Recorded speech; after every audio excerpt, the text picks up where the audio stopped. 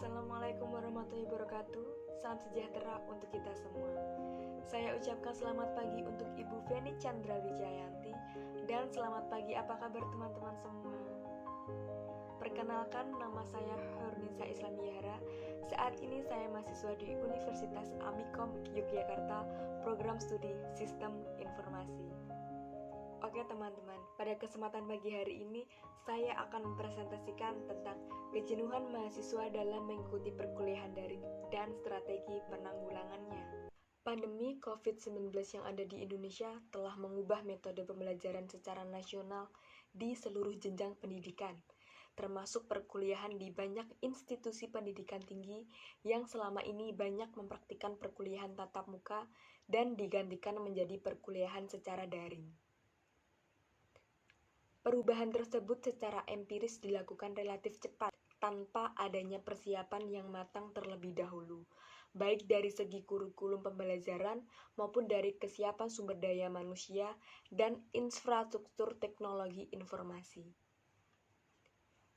Perubahan metode pembelajaran tersebut berakibat kepada banyak hal, mulai dari sumber daya manusia, baik pendidik, maupun tenaga kependidikan sampai dengan kepada infrastruktur teknologi penunjang perkuliahan daring. Salah satu implikasi dalam permasalahan tersebut yaitu memunculkan kejenuhan mahasiswa dalam mengikuti perkuliahan daring yang mana kondisi mental ketika seseorang mengalami rasa bosan dan lelah sehingga berdampak kepada timbulnya rasa lesu, tidak bersemangat, atau tidak bergairah untuk melakukan aktivitas belajar.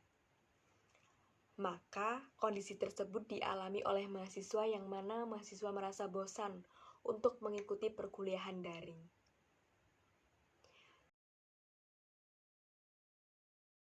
Pembelajaran daring di masa pandemi COVID-19 memunculkan berbagai permasalahan, baik permasalahan yang langsung berkaitan dengan penyelenggaraan pembelajaran daring maupun permasalahan di luar teknis pembelajaran daring yang secara langsung berpengaruh terhadap pembelajaran daring. Permasalahan yang sering muncul dalam pembelajaran daring yaitu masalah sumber daya manusia, baik dari sisi pendidik, tenaga kependidikan maupun peserta didik. Masalah yang menyangkut ketersediaan infrastruktur teknologi seperti gawai internet, platform media pembelajaran daring, sampai dengan ketersediaan jaringan internet. Permasalahan tersebut mengindikasikan bahwa perubahan model pembelajaran tatap muka ke dalam pembelajaran daring masih dihadapkan kepada permasalahan yang berimplikasi kepada terganggunya capaian pembelajaran daring. Sehingga para pemangku kepentingan menjadi wajib untuk menanggulangi permasalahan tersebut. Permasalahan pembelajaran daring sebagaimana yang telah dijelaskan tersebut sejalan dengan permasalahan perkuliahan daring dalam perkuliahan yang tengah dilaksanakan di masa pandemi COVID-19 saat ini. Contoh permasalahan bagi dosen yang pertama adalah permasalahan perkuliahan daring bagi dosen dalam proses perencanaan. Sosialisasi perkuliahan daring yang mana adanya peralihan dari perkuliahan secara tatap muka menjadi perkuliahan daring di masa pandemi COVID-19 tidak mengikuti sosialisasi dan pelatihan perkuliahan daring. Sehingga dosen yang sebelumnya tidak pernah melaksanakan perkuliahan daring harus mencari berbagai referensi secara mandiri mengenai metode perkuliahan daring agar dapat melaksanakan perkuliahan daring.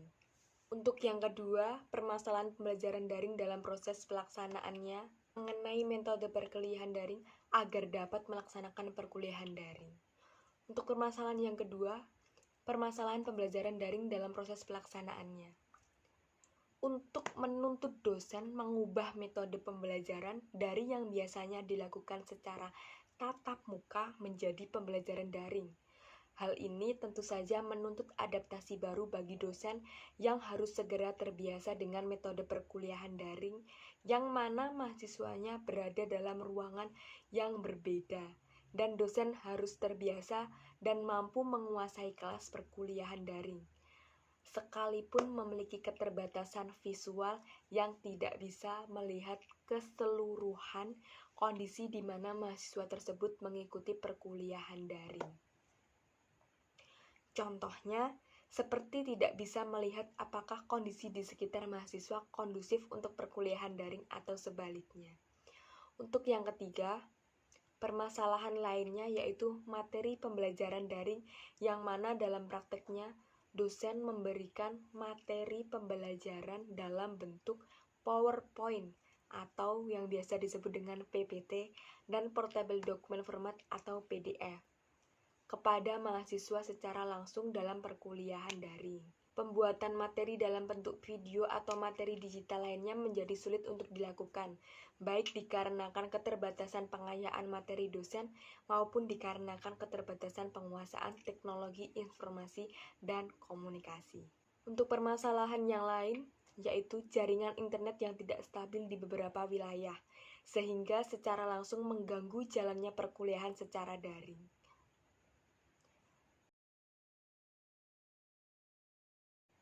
Contoh untuk permasalahan bagi mahasiswa yang pertama adalah permasalahan tahap perencanaan. Mahasiswa pun dalam perkuliahan daring tidak diberikan sosialisasi dan pelatihan. Mahasiswa dituntut untuk dapat secara mandiri menguasai metode pembelajaran daring, mulai dari penggunaan Google Classroom sampai dengan penggunaan aplikasi teleconference seperti Zoom dan Google Meet. Kondisi tersebut di satu sisi dapat dimaklumi, mengingat bahwa adanya penyebaran COVID-19 yang begitu cepat, maka tidak dimungkinkan mengumpulkan mahasiswa dalam satu tempat yang sama untuk menyosialisasikan dan memberikan pelatihan perkuliahan daring yang akan dilaksanakan sebagai pengganti dari perkuliahan tatap muka. Meskipun kondisi tersebut secara langsung berimplikasi kepada pemahaman mahasiswa dan dosen mengenai perkuliahan daring. Untuk permasalahan yang kedua, permasalahan tahap pelaksanaan.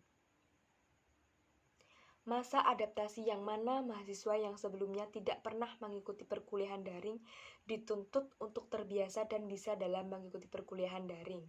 Dalam praktiknya, adanya perbedaan penguasaan teknologi informasi komunikasi di antara mahasiswa serta tidak semua mahasiswa memiliki laptop menyebabkan perkuliahan daring tidak dapat dilaksanakan secara optimal.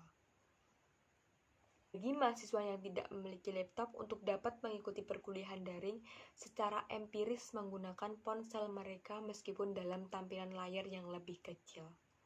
Untuk permasalahan lainnya, tidak adanya jaringan internet yang stabil dan merata di tempat tinggal mahasiswa, sehingga dalam proses perkuliahan seperti menggunakan aplikasi teleconference, maka tidak stabilnya jaringan internet menyebabkan video yang diterima selama proses perkuliahan menjadi terputus-putus, sehingga berakibat kepada permasalahan dalam penyampaian materi pembelajaran. Di satu sisi, permasalahan ini tidak hanya berakibat kepada tidak optimalnya pembelajaran daring, tetapi juga menyebabkan kejenuhan mahasiswa dalam mengikuti pembelajaran daring. Belajar merupakan aktivitas mental yang berlangsung dalam interaksi dengan lingkungannya yang menghasilkan perubahan yang relatif konstan. Didasarkan kepada pemahaman tersebut, maka proses pembelajaran dapat menyebabkan kejenuhan yang mana kejenuhan dalam belajar disebabkan oleh aktivitas dari belajar yang dilakukan secara berulang-ulang. Yang pertama, kehadiran atau absensi berkurang, yang biasanya kehadiran dalam perkuliahan daring menjadi menurun dengan menyertakan berbagai alasan atau argumentasi. Contohnya seperti, maaf, jaringan di rumah saya tidak stabil. Nah, padahal jaringan di rumahnya itu baik-baik saja, tetapi banyak alasan untuk tidak mengikuti perkuliahan daring. Untuk yang kedua, respon terhadap materi yang diberikan minim. Respon terhadap materi perkuliahan yang diberikan sebatas kewadah ucapan, "Ya, dapat dipahami, Bu. Terima kasih atas materinya, Pak. Akan dipelajari dan dipahami lagi, Pak, Bu," dan ungkapan serupa lainnya. Untuk yang ketiga, pertanyaan secara langsung dijawab secara singkat. Apabila dosen menanyakan langsung dalam perkuliahan secara teleconference, maka dijawab dengan singkat. analisis tidak tajam, dan terkadang tidak sesuai dengan konteks materi yang tengah disampaikan. Untuk yang keempat, minimnya interaksi dan diskusi kelas, keaktifan dan diskusi dalam perkuliahan yang dilakukan secara tatap muka yang biasanya aktif menjadi minim dilakukan atau jalannya diskusi menjadi kurang interaktif dan hanya diikuti oleh sedikit mahasiswa. Penyampaian materi lebih kepada satu arah dari dosen kepada mahasiswa dengan minimnya respon yang diberikan oleh mahasiswa. Untuk yang kelima, pengerjaan tugas yang cenderung asal-asalan, pengerjaan tugas yang cenderung menyalin dari materi yang sudah diberikan tanpa melengkapi dengan sumber referensi lainnya yang relevan seperti dari buku dan artikel jurnal guna memperkuat analisis terhadap pertanyaan yang diberikan. Untuk yang keenam, mengumpulkan tugas melebihi batas waktu yang ditentukan. Tugas yang seharusnya dikumpulkan tepat waktu dengan berbagai alasan maka dikumpulkan telat dan secara substansi dari jawaban yang diberikan tidak komprehensif sebagaimana maksud dalam pertanyaan dalam tugas. Untuk faktor internal, yaitu berasal dari diri sendiri mahasiswa. Mahasiswa merasa bahwa dalam perkuliahan daring dibutuhkan kemandirian dan disiplin dalam membagi waktu. Hal ini berbeda dengan perkuliahan tatap muka yang mana mahasiswa sudah memiliki rutinitas pergi ke kampus untuk mengikuti perkuliahan. Sedangkan dalam pembelajaran daring, mahasiswa harus tetap tinggal di rumah, sedangkan bagi mahasiswa yang sudah bekerja, maka seringkali urusan pekerjaan menyebabkan waktu untuk mengikuti perkuliahan menjadi berkurang. Faktor yang pertama, kebiasaan pembelajaran. Contohnya, sudah terbiasa dengan perkuliahan tatap muka yang mana proses perkuliahan menghadirkan interaksi secara langsung antara dosen dan mahasiswa. Contoh yang kedua, proses adaptasi dan pembiasaan perkuliahan daring yang memerlukan waktu. Contoh yang ketiga, sulit menjaga semangat dan disiplin dalam mengikuti perkuliahan daring. Faktor yang kedua, kepemilikan gawai elektronik dan jaringan internet. Untuk contoh yang pertama, mengikuti perkuliahan daring menggunakan ponsel dengan layar kecil dirasakan membosankan dalam waktu yang cukup lama dengan intensitas yang sering. Contoh yang kedua, jaringan internet yang tidak stabil sehingga menyulitkan proses pembelajaran daring. Untuk faktor eksternal berasal dari luar diri mahasiswa. Faktor yang pertama, proses pembelajaran. Contohnya, materi yang diberikan sulit dipahami. Yang kedua, sulitnya mencari referensi materi pendukung. Yang ketiga, cara penyampaian materi oleh dosen dirasakan monoton. Yang keempat, banyaknya tugas yang harus dikerjakan. Faktor yang kedua, lingkungan rumah. Anggota keluarga lainnya kurang memberi dukungan dalam pelaksanaan pembelajaran daring. Atau kondisi rumah yang bising atau berisik, terlebih lagi apabila rumahnya berada di lingkungan yang kurang kondusif seperti di pinggir jalan, yang mana suara bising dari kendaraan bermotor dapat mengganggu perkuliahan khususnya pada saat jam perkuliahan dimulai. Untuk yang ketiga, lingkungan kampus. Contohnya, tidak ada interaksi sosial dengan teman satu kampus secara langsung. Contoh yang kedua, tidak ada diskusi mengenai materi perkuliahan secara langsung yang bisa dilakukan ketika perkuliahan tatap muka. Contoh yang ketiga, pengerjaan tugas kelompok yang biasanya dilakukan di area kampus dan berkomunikasi secara langsung menjadi tidak ada, sehingga tugas kelompok tersebut menjadi sulit untuk dikerjakan. Dua permasalahan tersebut menjadi faktor-faktor yang mengakibatkan mahasiswa jenuh dalam mengikuti perkuliahan daring. Mahasiswa pada dasarnya memerlukan waktu untuk beradaptasi dengan perkuliahan, baik dari segi metode pembelajaran maupun dari segi kesiapan, kedisiplinan, dan kemandirian mahasiswa dalam membagi waktu antara perkuliahan dengan kehidupan sehari-hari. Strategi pembelajaran dalam perkuliahan daring memiliki perbedaan dengan strategi pembelajaran dalam perkuliahan tatap muka. Salah satu perbedaannya yaitu adanya pemanfaatan gawai elektronik dan akses internet yang menjadi media perkuliahan dan menghubungkan antara pendidik dengan peserta didik. Strategi pembelajaran daring dalam merespon kejenuhan mahasiswa dalam mengikuti perkuliahan daring pada dasarnya merupakan upaya yang dilakukan oleh pendidik. Dalam hal ini, dosen mampu meminimalisir kejenuhan mahasiswa yang didasarkan kepada permasalahan yang muncul, yang telah dijelaskan sebelumnya. Strategi pembelajaran daring dalam merespon kejenuhan mahasiswa dalam mengikuti perkuliahan daring selama masa pandemi COVID-19 ada 3 cara. Yang pertama, metode pembelajaran daring yang lebih fleksibel. Fleksibilitas dalam pembelajaran daring menjadi bagian strategi pembelajaran guna mengurangi kejenuhan mahasiswa. Fleksibilitas dalam konteks perkuliahan mencakup fleksibilitas platform media pembelajaran dan fleksibilitas waktu pembelajaran, sehingga mahasiswa akan mengikuti pembelajaran daring dengan keberagaman metode pembelajaran. Untuk fleksibilitas platform perkuliahan dalam konteks pembelajaran daring yaitu adanya kebebasan bagi dosen untuk menentukan platform media pembelajaran untuk terselenggaranya proses perkuliahan daring. Secara kelembagaan, platform yang digunakan dalam pembelajaran melalui platform yaitu Google Meet, Zoom, dan Google Classroom. Hal ini ditujukan agar mahasiswa tidak merasa monoton harus mengikuti perkuliahan setiap minggu dengan aplikasi yang sama. Fleksibilitas waktu diartikan sebagai pelaksanaan perkuliahan yang didasarkan kepada kesepakatan bersama antara mahasiswa dan dosen mengenai waktu perkuliahan, khususnya pada saat perkuliahan secara telekonferensi. Semisal bagi mahasiswa kelas sore, yang mana perkuliahan dijadwalkan sebagai disusun oleh lembaga dilaksanakan mulai dari pukul 19 atau 7 malam sampai dengan 9 malam. Dapat diselenggarakan lebih awal. Apabila pada jam sebelumnya tidak diselenggarakan perkuliahan secara telekonferensi, atau bahkan bisa dipindah di hari lainnya sesuai dengan kesepakatan antara mahasiswa dengan dosen. Yang kedua, pengayaan materi pembelajaran dengan mengakomodasi isu-isu kontekstual. Kontekstualisasi pelajaran dapat meningkatkan peserta didik dalam mengikuti pembelajaran.